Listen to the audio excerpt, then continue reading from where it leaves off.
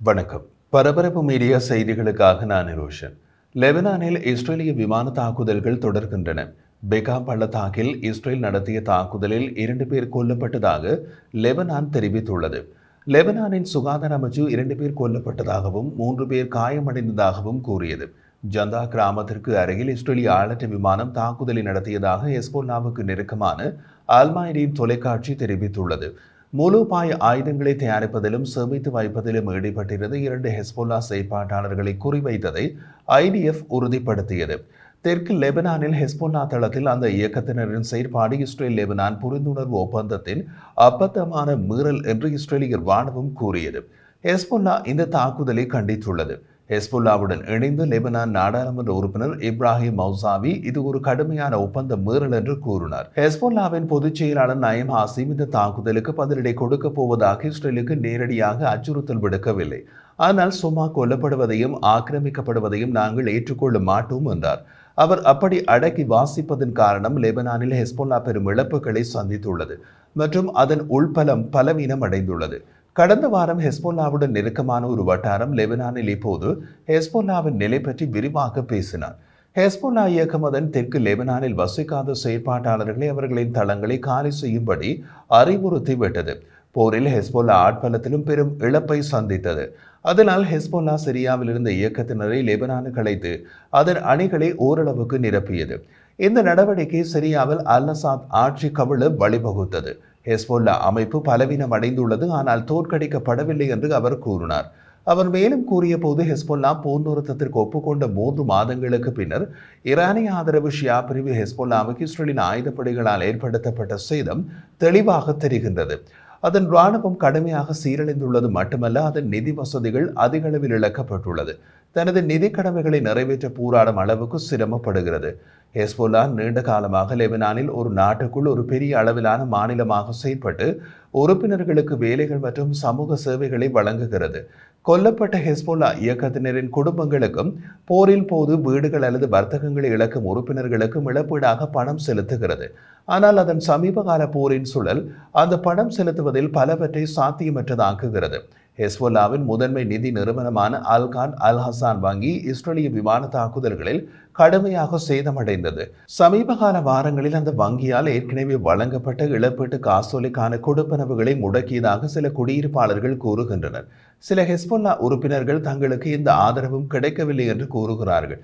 நாங்கள் ஏன் இந்த மோதலுக்கு இழுக்கப்பட்டோம், நாங்கள் அனுபவித்த துன்பங்கள் மற்றும் எங்கள் இழப்புகளை யார் ஈடு செய்வார்கள் என்பது குறித்து எனக்கு பல கேள்விகள் உள்ளன என்று லெபனான் நகரமான டைரில் உள்ள உணவக உரிமையாளர் ஜலால் நாசர் கூறினார். விமான தாக்குதல்களால் தரைமட்டமான தனக்கு சொந்த உணவகத்தை பழுது பார்ப்பதற்கு $1,00,000 தேவை என்று அவர் கூறினார். ஹெஸ்போல்லாவுடன் இணைக்கப்பட்ட கட்டுமான மற்றும் பொறியியல் பிரிவு பழுது பார்ப்பு செலவை மதிப்பிடுவதற்காக உணவகத்திற்கு சென்றதாகவும், ஆனால் உதவி வழங்கவில்லை என்றும் நாசர் கூறினார். போர் ஒரு தவறு என்றார். நவம்பரில் உலக வங்கியின் மதிப்பீட்டின்படி 1,00,000 வீடுகள் பகுதியளவில் அல்லது முழுமையாக அளிக்கப்பட்ட நிலையில் அந்த கட்டமைப்புகளுக்கு ஏற்படும் சேதத்தின் மதிப்பு $3.4 பில்லியன். விதவைகள் மற்றும் வீழ்ந்த உறுப்பினர்களின் குடும்பங்களுக்கும் உதவி தேவை. மேலும் காயமடைந்தவர்களுக்கு மருத்துவ சிகிச்சை மற்றும் வழக்கமான வருமானம் தேவை.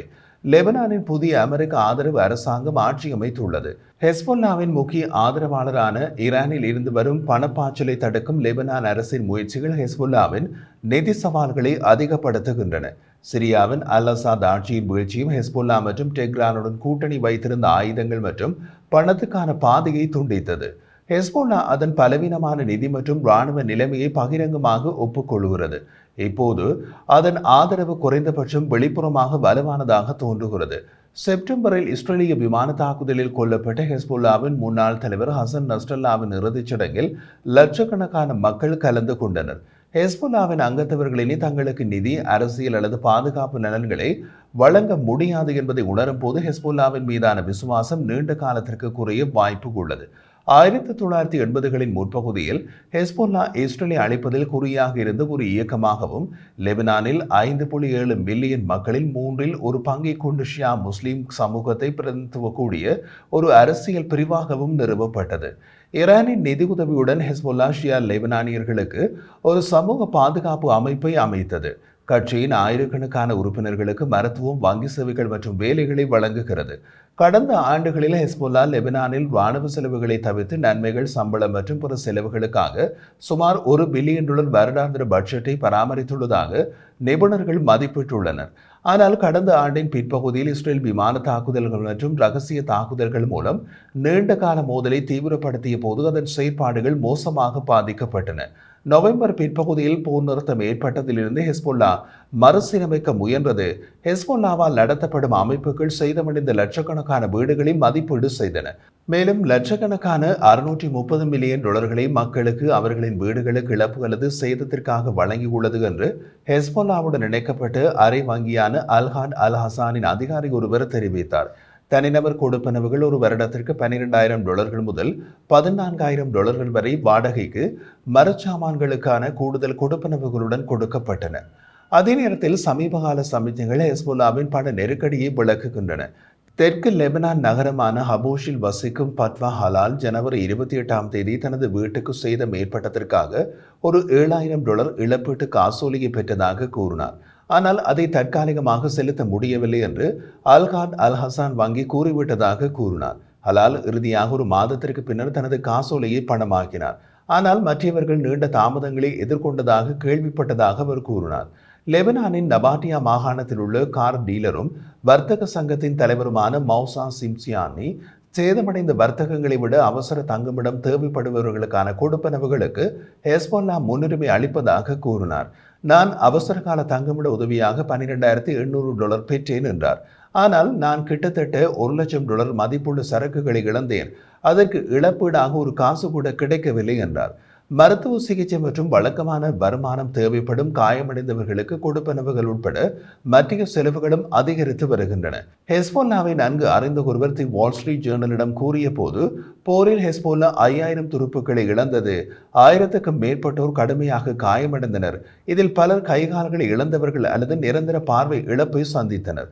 சிலர் ராணுவ பிரிவுகள் முற்றிலுமாக அளிக்கப்பட்டதால் ஹெஸ்போல்லா ராணுவ ரீதியாக பெரும் இழப்பை சந்தித்துள்ளது.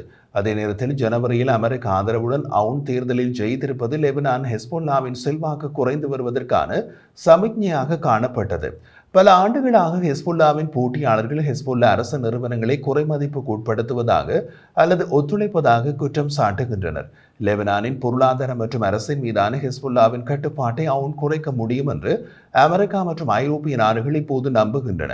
ஆனால் புதிய ஜனாதிபதி ஒரு பெரிய பணியை எதிர்கொள்கின்றார்.